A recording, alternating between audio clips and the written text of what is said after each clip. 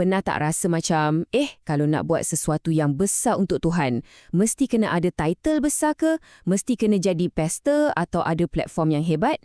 Hari ni, kita nak bongkar satu kisah pasangan dari zaman Alkitab yang betul-betul jadi game changer. Mereka buktikan yang sebaliknya. Impak paling besar boleh jadi bermula dari ruang tamu rumah kita sendiri. Soalan ni saya rasa ramai antara kita pernah tanya diri sendiri kan. Aku ni layak ke nak melayani Tuhan? Kadang-kadang kita rasa macam tak cukup holy lah, tak cukup rohani. Tapi cuba bayangkan sekejap, macam mana kalau semua tanggapan kita tu sebenarnya salah?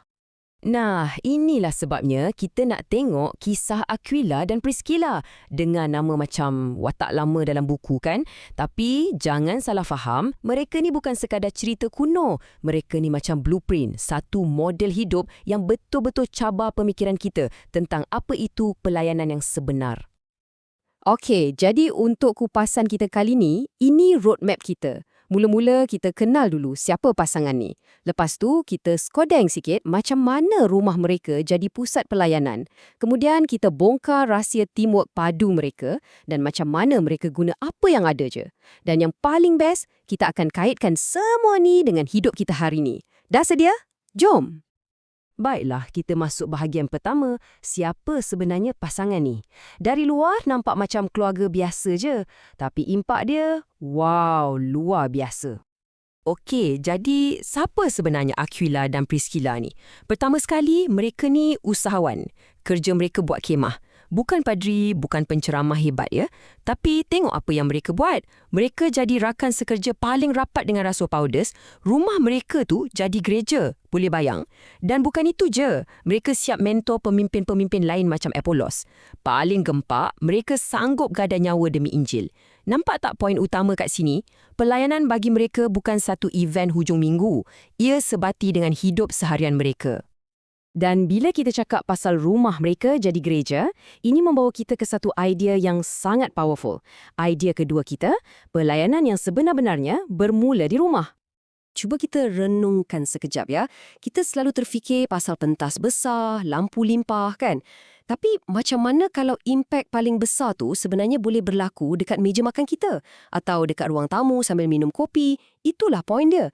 Kadang-kadang kerja Tuhan yang paling hebat berlaku di tempat-tempat yang paling biasa dalam hidup kita. Rumah mereka tu bukan setakat tempat tidur dan makan.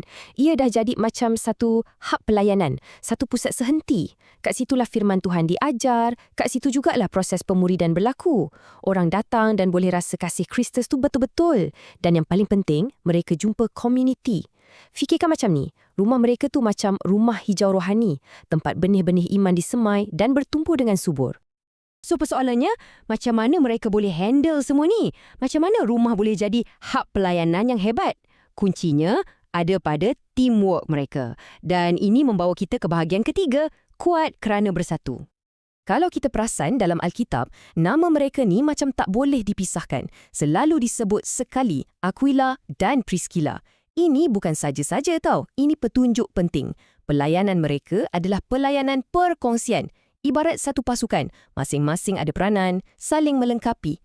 Ini jauh beza dengan pelayanan yang bersifat persaingan, yang asyik fikir siapa lagi power, siapa lagi bagus, yang akhirnya cuma akan pecah belahkan. Jadi, boleh dikatakan inilah superpower mereka, kekuatan luar biasa mereka. Kesatuan mereka sebagai suami isteri tu bukan sekadar strategi untuk melayani. Ia adalah pelayanan itu sendiri. Cara mereka bekerjasama tu dah jadi satu khutbah tanpa kata-kata yang sangat-sangat berkuasa.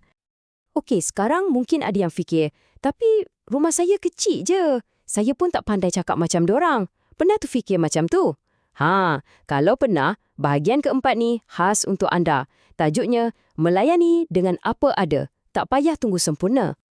Cuba kita senaraikan semua alasan yang kita selalu guna. Aquila dan Priscilla macam tolak tepi semua tu. Mereka tak tunggu sampai jadi kaya raya, tak tunggu dapat jawatan rasmi dari gereja, tak tunggu sampai jadi penceramah yang petah atau jadi keluarga yang nampak perfect kat Instagram. Tak, mereka prosto mula. Mula dengan apa yang ada di tempat mana mereka berada. Jadi, apa je yang mereka guna? Jom kita tengok. Sangat simple sebenarnya. Kemahiran mereka buat kemah, mereka guna untuk sokong pelayanan. Rumah mereka buka luas-luas untuk semua orang. Masa mereka laburkan untuk bimbing orang lain. Kawan-kawan mereka jadikan satu komuniti. Nampak tak? Tak ada benda yang canggih-manggih pun. Semuanya benda yang kita pun ada. Sangat praktikal kan? Dan ini satu peringatan yang sangat melegakan untuk kita semua. Tuhan tak cari keluarga yang sempurna. Tak ada pun keluarga yang sempurna. Yang dia cari adalah hati yang taat. Hati yang bersedia untuk dipakai. Okey, kita dah selami kisah mereka. Sekarang, sampai ke bahagian yang paling penting. Soalan besarnya, so what? Apa kena-mengena cerita lama ni dengan kita yang hidup zaman serba moden ni? Jom kita bawa semua pelajaran ni masuk ke dalam hidup kita. Kawan-kawan pernah join cell group atau kumpulan kecil, usrah, apa-apa jelah namanya? Kalau ya, tahniah. Sebenarnya anda sedang hidup dalam legasi Aquila dan Priscilla. Idea community yang kecil, yang rapat, yang berpusat di rumah, semuanya bermula dari model yang mereka tunjukkan. Okey, jom kita ambil seminit dua untuk refleksi. Tak perlu jawapan yang hebat-hebat, jujur dengan diri sendiri je. Soalan pertama untuk kita sama-sama fikirkan, dengan cara apa rumah atau keluarga saya boleh dipakai oleh Tuhan? Soalan kedua, kita buat lagi praktikal. Lupakan dulu plan-plan besar nak ubah dunia. Fikirkan satu je. Langkah kecil yang keluarga kita boleh buat minggu ni untuk melayani orang lain. Mungkin belanja jiran sebelah minum petang atau tanya khabar kawan yang dah lama tak dengar berita. Apa-apa yang kecil je. Dan yang terakhir, daripada semua yang kita dah bincang tadi, keramahan mereka, teamwork mereka, kesediaan mereka untuk guna apa yang ada. Yang mana satu yang paling kena ke hati anda hari ni? Yang mana satu rasa macam, ini untuk aku ni? Mungkin itulah perkara yang Tuhan nak kita mula amalkan. Jadi inilah take away paling besar untuk kita. Keluarga kita bukan dicipta untuk jadi macam kolam tangkungan yang kumpul berkat untuk diri sendiri, tapi untuk jadi macam sungai yang mengalirkan berkat tu kepada orang lain. Cuba bayangkan, kalau setiap rumah kita jadi satu hub pelayanan kecil, mesti dunia akan jadi tempat yang berbeza. Semoga kita semua ada keberanian untuk jadi keluarga macam Aquila dan Priscilla. Terima kasih kerana sudi meluangkan masa bersama saya.